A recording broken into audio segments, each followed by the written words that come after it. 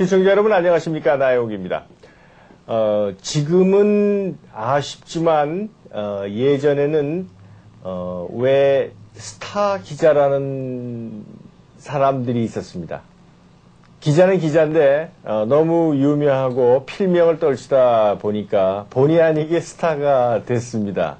그러한 분들이 여러 명 있었죠. 1950년대, 60년대, 70년대 초반까지도 있었다고 생각이 되는데 그 이후에는 별로 저희가 이름을 못 들어보는 그러한 아쉬움이 있습니다. 다 세월의 변천 때문에 그런 것이 아닌가 생각되는데 제가 오래간만에 이곳 로스앤젤레스를 방문해 주신 예전의 스타 기자 한 분을 모셨습니다. 손충무 선생님을 모셨습니다. 어서 오십시오. 안녕하세요. 네, 안녕하세요. 오랜만에 만났습니다. 네, 오랜만에 뵙겠습니다. 손 선생님은 아마 여러분들 아마 연세 드신 분들은 기억하실지 모르지만 예전 1950년대부터 민환 기자로서 아주 필명을 떨치시던 대단히 유명하신 기자셨습니다. 사람이 유명해지다 보면 또 여러 가지 본의 아니게 굴곡을 겪게 마련이어서 그렇게 또 쉽지 않은 생활도 해오셨습니다. 그래서 이렇게 미국에서 만나 뵙게 돼서 감개무량한데 또 최근에는 화제의 책을 발간하셔서 대단히 일본에서 화제가 되시기도 했습니다. 겸사겸사 여러 가지 뜻이 또 회상이 함께 엮여져 있습니다. 자, 손 선생님 그동안 쭉 이제 미국 생활, 이제 일본 생활 그렇게 하셨는데 말이죠. 네. 간단하게 본인의 그 해외 체류 소개 좀 해주실래요? 1977년 경향신문 경제부장을 마치고 논설위원을 하다가 또 유신을 반대를 했죠. 네. 그래서 1977년에 제1차 미국 망명을 했다가 그래도 워싱턴에서 이제 한미타임스 편집국장 발행을 하다가 1985년에 한국의 민주화가 된다고 그러니까 이제 다시 돌아가서 인사이드 월드라는 주간지를 발행했어요. 한 12년간 했습니다. 오래 하셨습니다. 네. 그러다가 1997년 그 한국 대통령 선거에 제가 그 김대중 선생의 좀 대통령이죠. 그분의 그 비밀 서류들, 비밀 파일들 그걸 시리즈 기사를 내고 책을 냈더니 그분들이 좀 노여워하시더니 뭐 당선된 그 이튿날 출국 금지를 시키더니 6개월 만에 긴급 구속을 하더라고요. 그래서 뭐 2년 동안 감옥살이를 하고 나와가지고 그래서 2001년 1월 10일 날 부시 대통령 취임식에 왔었는데 그 다음에 한국 들어오지 말아라 또 출국 금지가 내렸어요. 그래서 지금 못 들어가고 워싱턴에서 지금 병원에 다니면서 또 아들 집에서 지금 묵고 있다가 이번에 마침 일본에서 이 북한의 핵 문제 또 테러와의 전쟁 속의 한반도 문제 이것을 써달라고 해서 책을 하나 만들어냈습니다. 네, 지금 병원 말씀을 하셨는데 건강이 좋지 않으신가요? 네, 2년 동안 영하 20도의 그 추운 춘천 감옥에서 있었습니다. 그러셨어요? 네, 영하 20도입니다. 영하 20도면 감방 안에 얼음이 다 옵니다. 뭐 제가 무슨 죄가 했나요? 비밀 폭로했다는 죄밖에 없는데 하여튼 대한민국에는 그런 법이 있습니다. 그러니까 유언비어 유포 유언비어가 아닙니다. 출판물에 대한 명예훼손이라고 그럽니다. 출판물에 대한 명예훼손을 형사사건으로 다룬 나라는 세계에서 대한민국밖에 없습니다. 그런데도 한국 언론인들은 그걸 없앨 생각을 안 해요. 2년 실형을 살으신 거죠? 실형을 1분도 안 빼줬습니다. 제가 2년 사는 동안 여러분 잘 아시는 북한의 게릴라 스파이 63명은 김대중 정부가 보냈습니다. 살인수도 또 무기징역자도 뭐 5천 몇백 명을 사면하고 가면은 다 내보냈죠. 저 같은 정치범인데 언론인 사실 정치범도 아니죠. 단지 필화 사건입니다. 그런 사람을 2년에서 1분도 감형을 안 시켜줬습니다. 저는 1급 모범수였습니다. 대한민국 형법에 3급 모범수부터는 감형을 받을 자격이 있어요. 1급 모범수가 됐습니다. 그래서 교도소에서 4차례나 석방을 해야 한다고 올렸는데도 중간에서 전부 카트예요. 그게 헌법에도 없는 괘씸죄라는 법입니다. 근데 제 기억에는 말입니다. 손충무 선생님은 예전에 그 기자로 펄펄 나르실 때 그렇게 DJ와 사이가 나쁘지 않으셨잖아요. 제가 김대중 씨를 가장 어려울 때 네. 정치 생명 또는 1980년 광주 사건 때 사형 판결 난 것까지도 제가 부시 대통령, 그 당시 지미 카터 대통령과 레이건 대통령의 심부름을 다지면서 전두환 군부와 타협해서 살려서 미국으로 데려와서 우리 집 옆에서 일주일에 한 번씩 만났습니다. 그런데도 이렇게 안면을 바꿔두고요. 그 뭐 특별한 뭐 이유가 있습니까? 예, 그 이유란 게 바로 이 평양 김일성 주석군과 일본 공안청과 내각 조정실에 숨어 있는 이 비밀 자료입니다. 네. 이 비밀 자료를 제가 16년간 추적 끝에 찾아가지고 인사이드 월드에 8회 연재를 하고 김대중 엑스파일이라는 책을 만들었습니다. 그것 때문에 출판물의 명예훼손과 또 선거법 위반으로 저를 구속시킨 겁니다. 근데 이 속에 엄청난 우리 국민이 지금까지 몰랐던 엄청난 비밀들이 숨어 있습니다. 그러니까 말하자면 죽은 김일성과 김대중과의 모든 거래 관계가 이 속에 다 들어있습니다. 대략 간추려서 몇 개만 좀. 이런 게 있습니다. 죽은 김일성이 일본의 사회당과 자민당과 친북한 의원들을 평양으로 초청을 합니다. 그것이 1974년 8월 9일부터 11일인데 1973년 8월 달에 김대중 씨가 납치가 됐죠. 네네. 그 1년 후입니다. 1년 후에 김일성이가 일본의 그 유명한 국회의원들 두 팀을 불러서 이런 말을 합니다. 나는 남조선, 즉 대한민국입니다. 네. 나는 남조선 정치인 가운데 김대중을 가장 믿는다.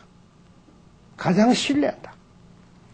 그 김대중이가 주장하는 베트남의 한국군 파병을 중지하라, 중앙정보부를 해체하라, 국가보안법을 없애라, 이건 우리 북한 정책과 똑같다. 단 하나 틀리는 것은 김대중이 주한 미군을 철수를 외친 것은 우리는 어찌나 김대중은 가만히 있는 것은 그거 하나만 다를 뿐이다. 그렇게 합니다. 또 하나 또 하는 건 나는 미국에 남조선의 김대중이 같은 진보적인 인물을 대통령으로 당선시키면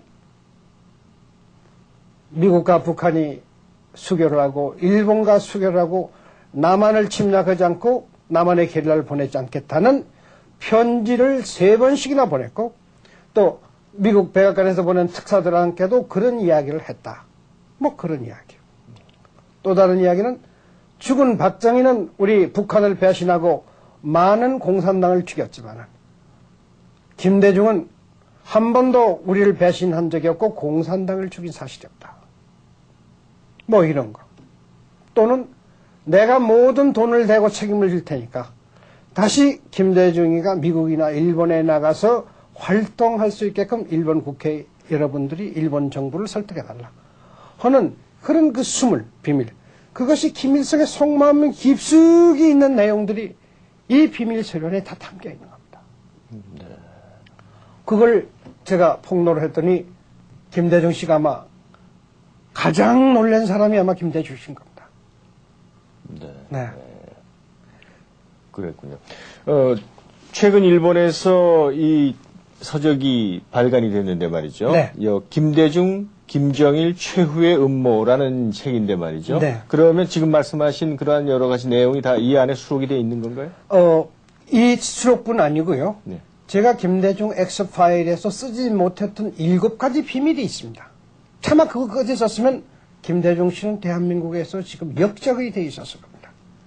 그거는 안 썼는데 이 책 속에는 다 썼습니다. 네.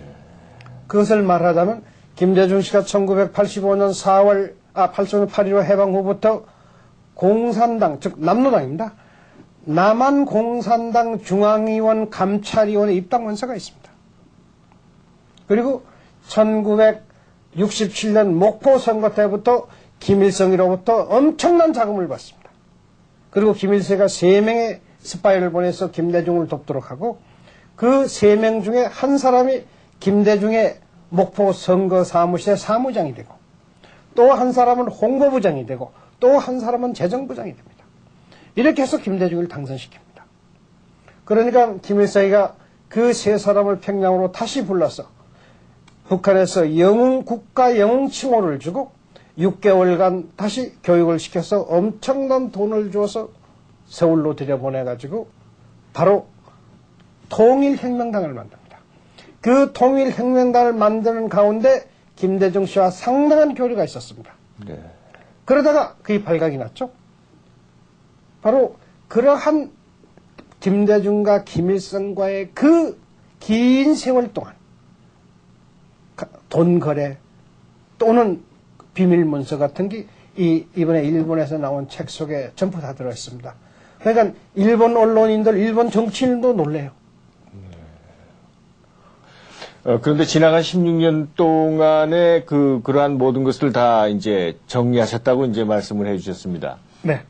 그런데 그렇다면, 그 예전에 그 DJ와 그렇게 친밀한 사이를 유지하셨는데, 어떠한 게 계기가 되셔서, 서로 이제 다른 길을 가시게 됐는지. 네. 그동안은 박정희 정권이나 전두환 정권이 김대중이는 과거에 공산당이다 하고 모든 국민들이 그걸 믿질 않았잖아요. 그렇습니다. 그건 군사정권의 뭡니까? 거의 뭐 유포다, 군사정권의 모략이다 했는데, 근데 과거에 박 정권이나 전두환 정권이 바로 문제의 이 기록을 입수를 못했던 거예요. 네.